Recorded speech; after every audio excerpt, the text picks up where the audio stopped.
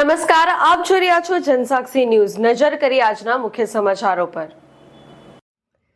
રાજ્ય કક્ષાના મંત્રી ઈશ્વરસિંહ પટેલના માતુશ્રી શાંતાબહેન પટેલનું 95 વર્ષની વયે નિધન થતાં પરિવાર દ્વારા પ્રાર્થના સભાનું આયોજન કરવામાં આવ્યું હતું। વતન હાસોડ તાલુકાના કુડાદરા ખાતે યોજાયેલી આ પ્રાર્થના સભામાં રાજકીય, સામાજિક અને જાહેર જીવનના અનેક અગ્રણીઓ ઉપસ્થિત રહ્યા હતા।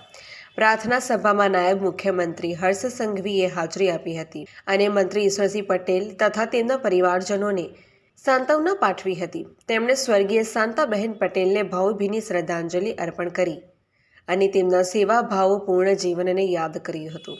આ પ્રસંગે રાજ્યના અનેક ધારાસભ્યો, રાજકીય આગેવાનો તેમજ સમાજના પ્રતિનિધિઓએ પણ ઉપસ્થિત રહી શ્રદ્ધાંજલિ અર્પણ કરી હતી।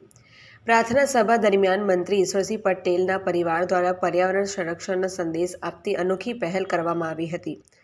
પ્રાર્થના સભામાં હાજર રહેલા લોકોને ચંદનના છોડનું વિતરણ કરવામાં આવ્યું હતું।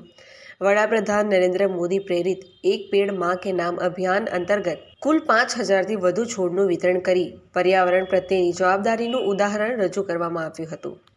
અમારા બા જ્યારે સ્વર્ગલોક પામ્યા છે ત્યારે જે શોક સભા રાખવામાં આવી છે ત્યારે પ્રધાનમંત્રી શ્રી નરેન્દ્ર મોદી સાહેબના અભિયાન એક પેડ માં કે નામના થકી અમે ચંદનના રોપાનું વિતરણ કરીએ છીએ।